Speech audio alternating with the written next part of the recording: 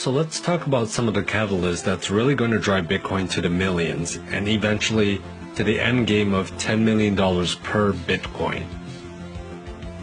First and foremost, the global debt right now is sitting at $247 trillion.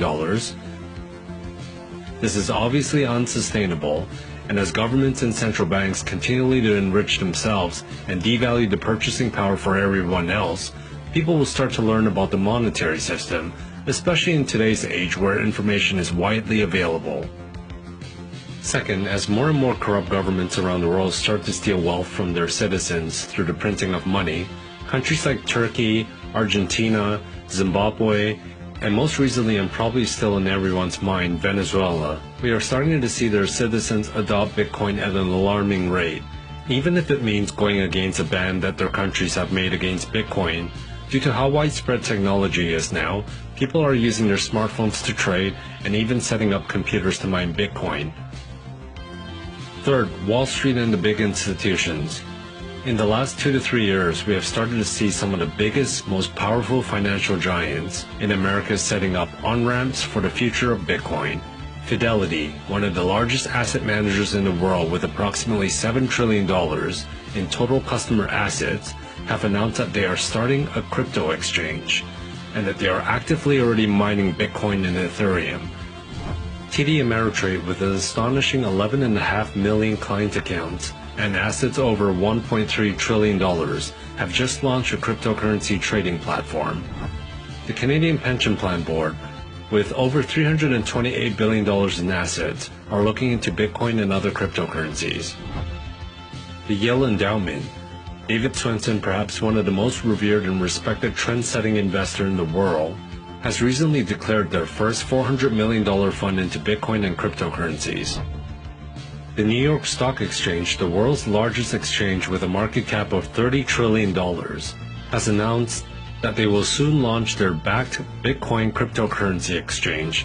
Keep in mind that these are some of the biggest financial players in the world who have only recently started to declare that they are building the on-ramp for Bitcoin and cryptocurrencies.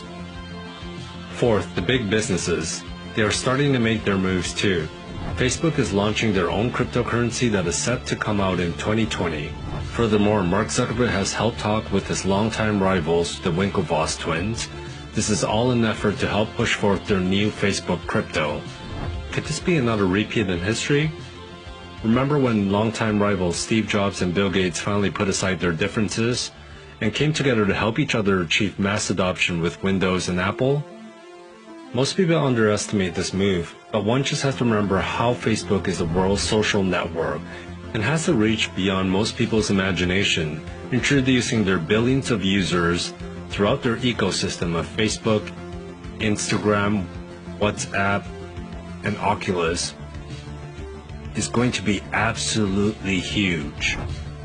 Samsung, the world's second biggest smartphone manufacturer, has released a Bitcoin and crypto wallet native to their flagship smartphone line. And in a few years, it is my strong belief that every phone will come equipped with a Bitcoin wallet. And then we have companies who are starting to accept Bitcoin as payment, especially beneficial for them as an alternative to the high fees that credit card companies like Visa and MasterCard shave off each transaction. For example, here are some of the big names.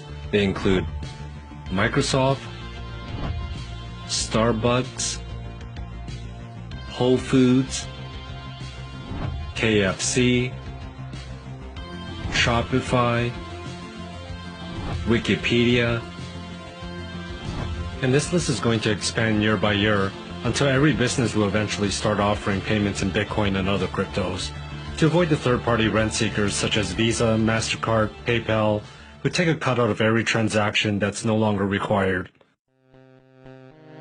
Finally, perhaps the biggest catalyst of all is demographics.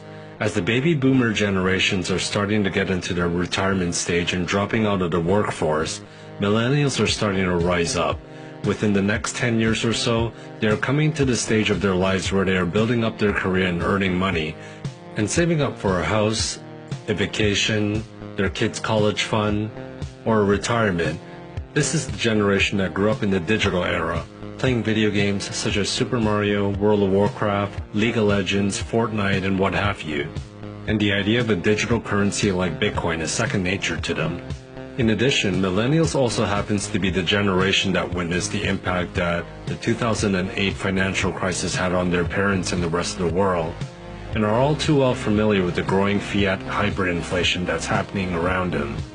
So naturally, they grew up with a healthy distrust of governments and banks. And this demographic is maturing to becoming the biggest generation with wealth. So put that into perspective.